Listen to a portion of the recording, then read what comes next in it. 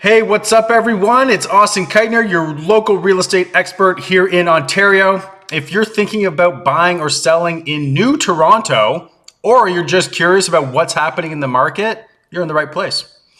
Today, we're going to dive into the 5 most important things you need to know about real estate in the beautiful community of New Toronto.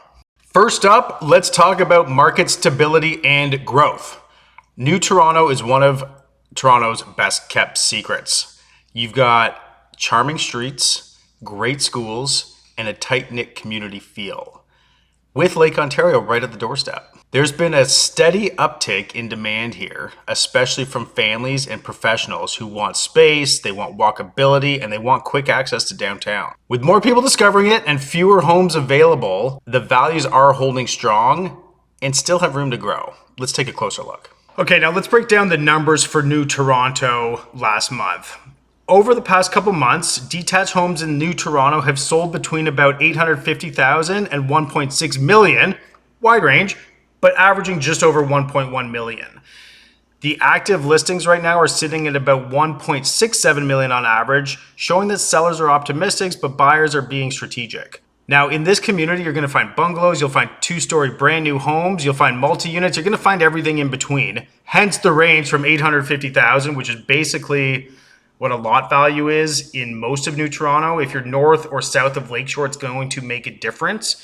But this neighborhood can be appealing because of the melting pot of different types of properties. You might buy in at 850,000, live in the house for a while, and then get to make improvements, or when the market's better, you can sell to a builder and get the full lot value as opposed to just what the economic life of the house is. So a lot of different options, a lot of different opportunities in New Toronto, depending what you're looking for, depending how much time you're looking to stay there. Let's talk about neighborhood demographics. So who lives in New Toronto? Because you've got a melting pot of different types of homes, you've also got a melting pot of different types of humans. You've got young families, you've got professionals, you've got longtime locals who have been in the community for decades in some certain situations.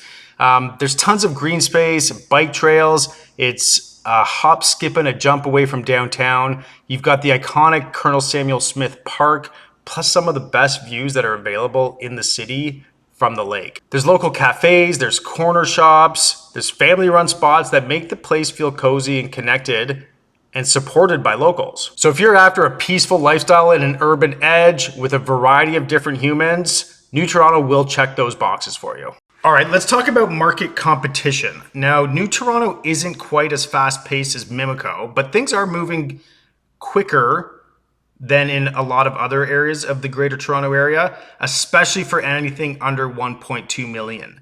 The new rules for lending are that you used to, as of about 4 or 5 months ago, you used to have 20% down for anything over $1 million, but the rules changed. So up to 1.5 million, you can have as little as 5 to 10% of the purchase price for your down payment. So it opens it up to a lot more buyers in that price point.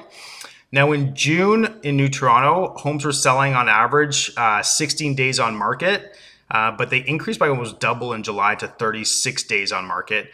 So a little bit more time to make your decision in New Toronto, but the right properties, the best priced properties, are at the low end of those days on market. We've seen as low last month as 1 day on market. So if it's the right house and it's positioned properly and it's priced well, you'll want to be ready. But otherwise, in most cases, right now as a buyer, you've got some leverage, you've got some time, you can make your offers conditional, you can see the house, everybody in the family can come by. You'll have a bit of time, and it's a little bit more balanced for buyers in New Toronto right now. Okay, finally, let's talk about the recent sales trends. In July, homes sold for about 96% of their list price on average, and in some cases, they sold for over asking. Those are the ones you want to be ready for if you're in a buyer's market for things that are already finished, turnkey, move-in ready, and appealing to the overall market. Now, the list to sale price ratio tells us that the market is balanced right now. It's not overheated, which gives buyers time to make decisions and make conditions that are favorable for themselves, but it is still competitive. Sellers are getting offers, and buyers are definitely jumping in right now where they see value.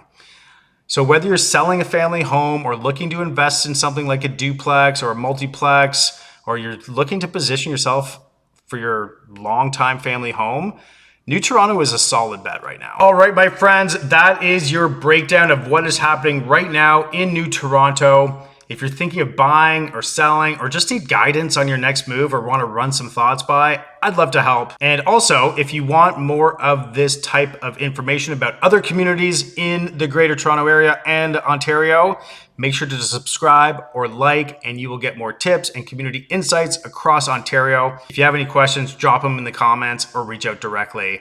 Until next time, happy house hunting, my friends.